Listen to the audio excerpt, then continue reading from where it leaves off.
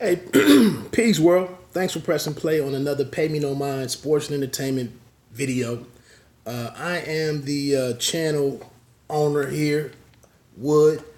Please do check me and the team out. It's not my team, I'm a part of the team, but over at www.overtimeheroics.net. It's a new boxing page. It's a couple of bigger names, trying to contribute to the sport in a different manner. And we can use all of the support that that we can muster.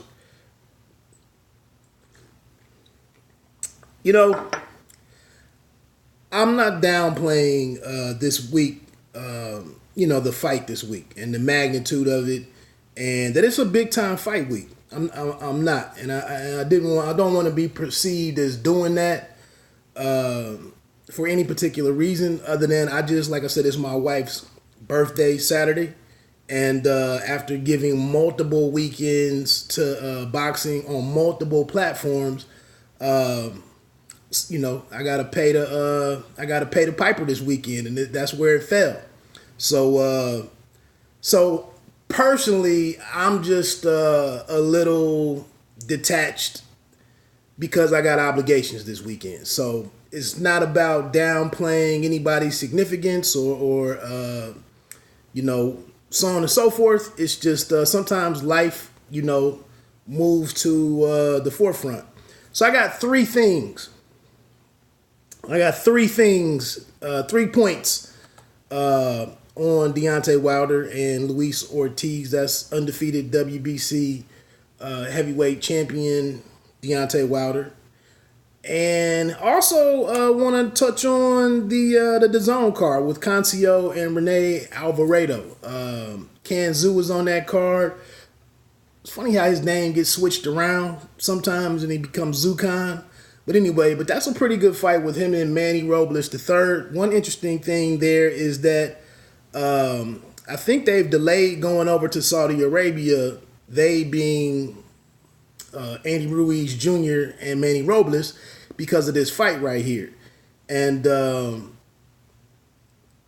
that create any problems? Probably not. I mean, they still have 2 weeks or whatever, 2 or 3 weeks, to get over there and get adjusted, get acclimated to being in that part of the world and adjusting to the time change and everything. So it is what it is. But the return of Avery Sparrow. My boxing is going to be on Sunday this week. I'm going to have Sunday boxing mixed in with a couple really good NFL games. But the return of Avery Sparrow and then Rashidi Ellis against Eddie Gomez. But Cancio versus Alvarado is going to make for pretty good boxing, Sunday boxing for your man here. But let's get to these 3 points on Wilder and Luis Ortiz. Really, that's 3 topics or keys for me for Luis Ortiz and this matchup. The only one item that I really have in question for Deontay Wilder is kind of ties into my first Luis Ortiz point.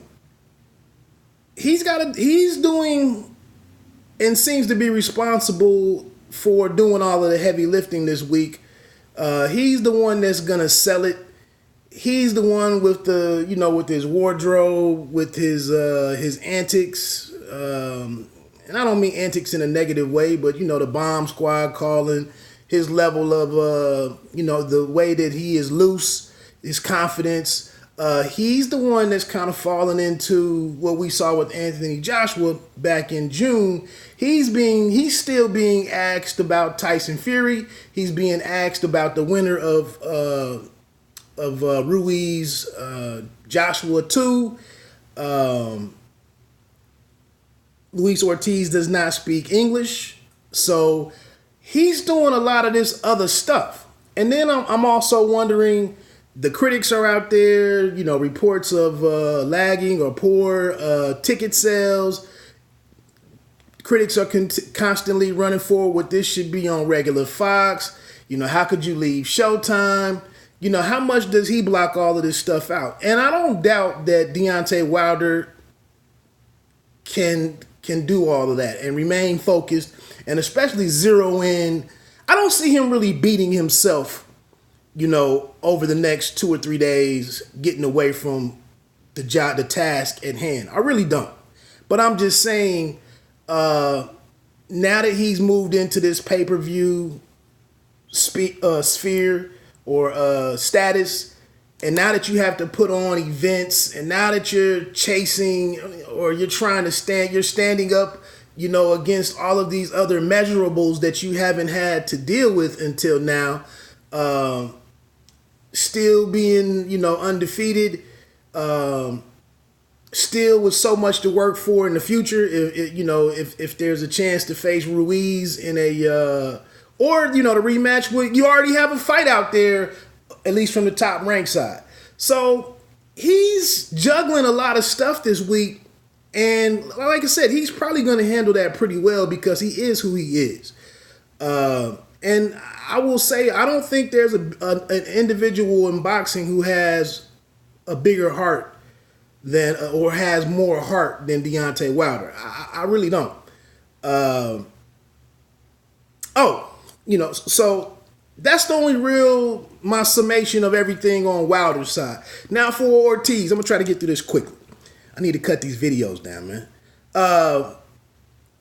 Is there a Antonio Tarver versus Roy Jones type situation going on here where Luis Ortiz, this is the fight that he's been thinking of since last March or May or whatever it was when they met up?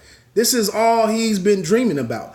Plus, as a sub point for that one, he doesn't respect Deontay Wilder's boxing. He doesn't respect his ability. He really sees himself as better than him. He thinks that he proved that in the first fight. He let him off the hook. His fitness is what failed him, and I don't think he can't come after the instructions and say any excuses tonight, Deontay, because he doesn't speak English. Nobody would understand it, so it definitely wouldn't be the same effect. But I really wonder, this is a guy, I really believe him when he says he's went to bed with Wilder, pause, he's eating meals with Wilder, he's doing all training with Wilder, he's doing all of this stuff with this one man on his mind. And I can kind of, maybe it's a reason to excuse him for, what we saw against Kaufman in the Kaufman fight, the Christian Hammer fight. It's all about this one, this one fight. Maybe, I don't know. Secondly, the one thing that I really appreciate and hear he is one of the better. He has one of the better poker faces in all of boxing, in my opinion. He remains poised. He doesn't speak a lot from what I'm able to gather. His voice is a little weird, seems a little weird. He's this big guy and he's got this unique voice. I don't know. But he's very relaxed, standing next to Deontay. He's completely loose. He's not intimidated whatsoever. It's not like the Stavern rematch where he's shown up in terrible shape. This is obviously career best body for him going into a fight week. He's just really just sitting here focused and prepared. And the only thing that we have to really be concerned about is, does he age, 10 years each step as he climbs up into the ring? Like, did he leave all of it in getting to achieving this great physique that is not a lot left here on fight night? The last point, power. He has decent power himself, but what I was very impressed with when we get to talking about the vaunted power and the highly touted power of Deontay Wilder, Luis Ortiz handled that power pretty well. Pretty well in the first fight. So I think that southpaw stance, there's not many fighters, especially since Wilder's gotten up against. The only person that stood there and allowed himself to be completely obliterated was Brazil. A lot of these other guys, have been able to get off, and get some rounds in and kind of get into a little bit of rhythm, maybe even build up, a little early lead in the first 3 to 4 rounds, maybe splitting those rounds or winning one, +1 above Wilder. So a couple of people, my man LaToris Harrison of the Standing A Live podcast texted me last night. He said 3 rounds or less. The At the Fights guy is saying, it could be 3 rounds or less, or, way easier than the first fight. I don't know if I can agree with that. And if Luis Ortiz is supposed to be this person that nobody wants to fight, according to some, and then Deontay himself, if he's really supposed to be all that, then that would be a horrible, boxing would be lesser served if it is a 2-round fight, a 3-round fight. I think, some good back and forth here with an explosive ending, would bring this to a conclusion, in the proper way. So, the amateur experience is in his favor. The experience from the first fight is in his favor. And like I said, I love that he has the confidence to accept this challenge. You saw very early while Brazil talked and said all the right things leading up to the fight, you saw in the opening minutes that he was not prepared properly. He didn't have the right game plan. And that's why he caught that right hand the way that he did. But I really don't see Luis Ortiz really disappointing himself and his family and like everything that he's fighting for with this fight. I don't really see him making that same mistake.